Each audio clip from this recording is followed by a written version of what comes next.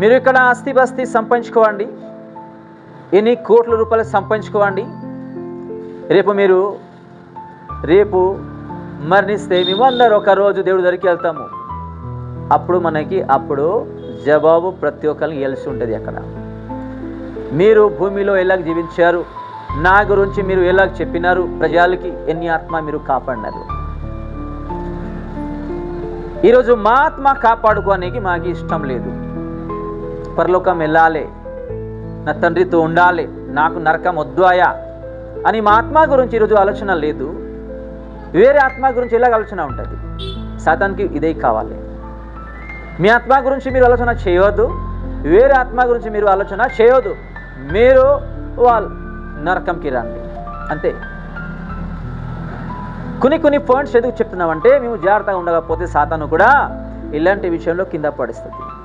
పక్షులు, గాడిదలు, మనుషులు, పని చేసిన అందరూ ఏం పని చేయకూడదు అని దేవుడు మనకి. ఈరోజు సాటర్డే సండే మేము ఉరుకుతున్నాము డ్యూటీ గురించి. వాళ్ళకి తెలియదు కానీ మనకి తెలుసు. మనకి తెలిసిన తర్వాత కూడా ఈరోజు అదే చేస్తున్నాం మేము. హల్లెలూయా. గాడిదలు, పక్షులు, ఇంకా మనుషులు, ఇంటిలో చేసిన పని మనుషులు అందరూ ఏం చేయకూడదు, ఆ రోజు ఏం పని చేయకూడదు. మీరు అందరూ నా సన్నిధికి రండి అని దేవుడు తెలియజేస్తున్నారు. పరిశుద్ధంగా మీరు ఆ రోజు నా సన్నిధికి రండి.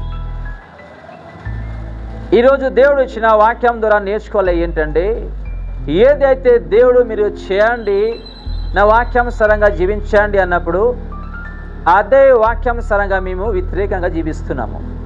చేయకుండా మీరు ఇది చేయొద్దు అంటే అదే చేస్తున్నాము, ఆ దారిలో వెళ్ళొద్దు అంటే అదే దారిలో వెళ్తున్నాము.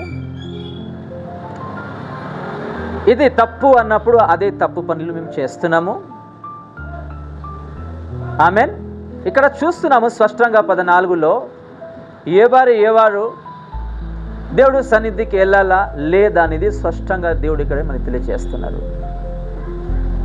పక్షులు కూడా ఎక్కడికి వెళ్ళకుండా ఉండాలి అంటే చూడండి, దేవుడు పక్షులు కూడా ఎంత ప్రేమిస్తున్నారు, గాడిదలు ఎంత ప్రేమిస్తున్నారు, పని మనిషి కూడా ఎంత ప్రేమిస్తున్నారు ఇక్కడ చూస్తున్నాము. ఈరోజు దేవుడు అంతగా మనకి ప్రేమిస్తున్నారు, మేము ఎంతగా దేవుడికి ప్రేమిస్తున్నాం అనేది ప్రతి ఒక్కరి ప్రశ్న. మేము ఈరోజు దేవుడికి ఇంపార్టెంట్ అనేది ఈరోజు ఇష్టం లేదు కాబట్టి మా కుటుంబంకి ఇచ్చిన జాబ్కి, బాధ్యతకి రకరకాల సమస్యలు ఈరోజు వస్తున్నాయి. మీరు ఆ రోజు ఏం చేయకూడదు, నా సన్నిధికి రాండి అని స్పష్టంగా దేవుడు మా ప్రతి ఒక్కరితో మాట్లాడుతున్నారు, తెలియజేస్తున్నారు.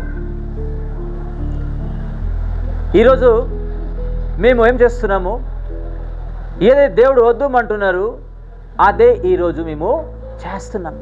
అందుకే ఈరోజు ఏమవుతుంది, ఉల్టా అవుతుంది. మీరు ఏం చేయకూడదు, ఆ రోజు మా సన్నిధికి రాండి అని దేవుడు తెలియజేస్తున్నారు. ఈరోజు ఆదివారము, శనివారం ఎక్కడికి వెళ్తున్నాము? దేవుడికి తెలిస్తే సరిపోదు, దేవుడు వాక్యానుసారం కూడా మేము ఈరోజు జీవించాలి. కొన్ని ఫిట్టింగ్స్ అయితే చేస్తారు. ఏమంటే, మీరు ఈరోజు రాకపోతే ఆడిట్ ఉన్నాయి, మీకు తీసేస్తాము. మీరు రాకపోతే మీ ప్రమోషన్ ఆపేస్తాము. మేము రాకపోతే మీ సాలరీ ఇంక్రిమెంట్ కూడా మేము చేయలేము. మీరు రాకపోతే రకరకాల సమస్యలు ఆఫీస్కి ఈరోజు ఇచ్చిన బాధ్యతలో వస్తుంది, మీరు తప్పకుండా రావాలి అని ఇలాంటి ఫిట్టింగ్ సాతాను వాళ్ళే మనకి వస్తూ ఉంటుంది. ఆమెన్. మేమేం చేస్తున్నాము, వాళ్ళ మాటలో పడిపోయి లోబడి వాళ్ళ మాటతో ఈరోజు జీవిస్తున్నాము. దేవుడు స్పష్టంగా ఇక్కడ తెలియజేస్తున్నారు, విశ్రాంతి దినము ఎవరికి ఇవ్వాలి అట? మా దేవుడికి ఇవ్వాలి.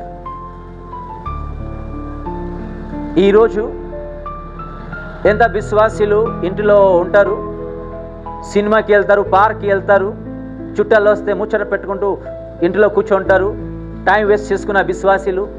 మరి దేవుడు ఎలాగ ఆశీర్వదిస్తారు చెప్పండి? మనకి దేవుడు ఆశీర్వాదం కావాలి. ప్రతి ఒక్క ఇచ్చిన బాధ్యతలు అంటే దేవుడికి మొదటి ప్లేస్ మేము ఇవ్వాలి, సమయం ఇవ్వాలి. మేము కేవలం పేరుకి మాత్రం విశ్వాసి అయితే సరిపోదు. ఇక్కడ దేవుడు ప్రేమ గురించి నేర్పించారు, అలాగే దేవుడు వాక్యాంశంగా ఇలా జీవించాలని నేర్పించారు. అలాగే మేము అబద్ధం చెప్పాలా చెప్పకూడదని నేర్పించారు.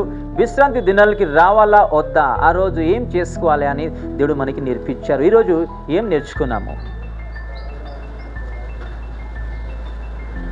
ఒక చిన్న సాక్ష్యం మీకు షేర్ చేస్తూ ముగిస్తాను. నేను ఒక కుటుంబం దేవుడి గురించి మంచిగా జీవించినప్పుడు దేవుడు బహుగా వాళ్ళకి బ్లెస్ చేశారు. దేవుడికి తెలుసుకున్నారు. దేవుడు వాక్యం చదువుతూ, దేవుడు సన్నిధికి వెళ్తూ, వాక్యం ద్వారా ప్రతి ఒక్క విషయం వాళ్ళు తెలుసుకున్నారు. నా దేవుడి గురించి ఇలా జీవించాలి అని వాళ్ళు జీవించినప్పుడు దేవుడు వాళ్ళకి బహుగా ఆశీర్వదించారు. అది ఫైనాన్షియల్ అయినా సరే, ఇచ్చిన బాధ్యత అయినా, జాబ్ అయినా, ఇల్లు అయినా, ఏదైనా ఆశీర్వదించారు. ఎప్పుడైతే వాళ్ళకి ఆశీర్వాదం దొరికిపోయింది, ఆ ఆశీర్వాదంలో వాళ్ళు బిజీ అయిపోయారు. దానికి ముందు ప్రార్థన, వాక్యము, అలాగే దేవుడితో మంచిగా వాళ్ళు జీవించినప్పుడు దేవుడు చూసి ఏదో ఆశీర్వదించారు. ఆశీర్వాదం వాళ్ళు ఏం చేశారు? లోతుకి వెళ్ళిపోయారు. కొన్ని సంవత్సరం తర్వాత వాళ్ళు మెల్లిమెల్లిగా ఈ బాధ్యతలు బిజీ అయిపోయారు. దేవుడికి ఏ టైం ఇవ్వాలి, ఆ టైం ఇవ్వకుండా అలాగే ఆ సమయం అనేది తగ్గిపోయింది అన్నమాట. మెల్లిమెల్లిగా ఎప్పుడైతే ఆ సమయం దేవుడికి ఇవ్వాలి అది తగ్గిపోయింది, దేవుడు ఆశీర్వాదం కూడా మెల్లిమెల్లిగా తగ్గిపోయింది. దేవుడు కూడా దూరం అయిపోయారు. ఎందుకు అయితే దేవుడికి మేము ప్లేస్ ఇవ్వట్లేదు, సమయం ఇవ్వట్లేదు. ఒకరోజు ఇలాంటి భయంకరమైన పరిస్థితి వచ్చింది. రోగాలు వచ్చినాయి, ఆర్థిక ఇబ్బంది వచ్చినాయి, ఇచ్చిన బాధ్యతలో కూడా సమస్యలు వచ్చేసింది. 3-4 సంవత్సరం వరకు అలాగే జీవిస్తూ దేవుడికి చెప్తున్నారు. దేవుడు కూడా గమనించి వింటున్నారు. ఎప్పుడైతే దేవుడు మనకి ఆశీర్వదిస్తారో ఆ ఆశీర్వాదము నిండా మేము జాగ్రత్త పట్టుకుంటూ ఆయనతో జీవించాలి. ఎప్పుడైతే దేవుడు ఆశీర్వదిస్తారు, ఫ్లో అయిపోతుంది కదా, మేమేం చేస్తున్నాము? అక్కడే పడిపోతున్నాము. ఇక్కడ దేవుడికి ఒక కోనకి పెట్టేస్తున్నాము, ఒక సైడ్ చేస్తున్నాము. ఈ చిన్న బాధ్యతలు ఆశీర్వాదంతో మేము ముందుకు వెళ్తానే ఉంటాము. ఇక్కడ దేవుడు ఉంటే కదా, సహజంగా బాడీలో మేము సెంట్ స్ప్రే మేము చేస్తాం కదా, ఆ స్మెల్ ఎన్ని గంటల వరకు ఉంటుంది? ఒక రోజు తీసుకోండి, 2 days తీసుకోండి, దాని తర్వాత ఆ స్మెల్ అనేది ఆటోమేటిక్ వెళ్ళిపోద్ది. రైట్? దేవుడు ఎప్పుడైతే మనకి ఆశీర్వదిస్తారు, జాగ్రత్తగా మేము అది కాపాడకపోతే దేవుడు వెళ్ళిపోయిన తర్వాత ఎగ్జాక్ట్ అలాగే మన లైఫ్లో కూడా అవుతుంది. నా లైఫ్లో ఎక్స్పీరియన్స్ ఉన్నాయి. నువ్వు విశ్వాసి అయిపోతే సరిపోదు. నేను ఇప్పుడు సేవ చేస్తున్నాను మీ అందరికీ. ప్రతి ఆదివారం కానీ, శనివారం కానీ, శుక్రవారం కానీ వాక్యం బోధిస్తున్నాను. నేనే బోధిస్తే సరిపోదు, వాక్యం నిన్నే కూడా జీవించాలి. అప్పుడు నేను ఫలిస్తాను. లేకపోతే నిన్నే కూడా ఒకరోజు ఈ పరీక్షలో పడిపోతాను. దేవుడికి ఈరోజు మనకి చాలా విషయాలు నేర్పించారు. ఈరోజు ఒక నిర్ణయం తీసుకుందాం. దేవా, మీరు ఈ వాక్యంతో ఈరోజు మాట్లాడినారు, ఆ వాక్యం సరంగా ఈరోజు జీవిస్తాము అని ప్రార్థన చేసుకుంటాం.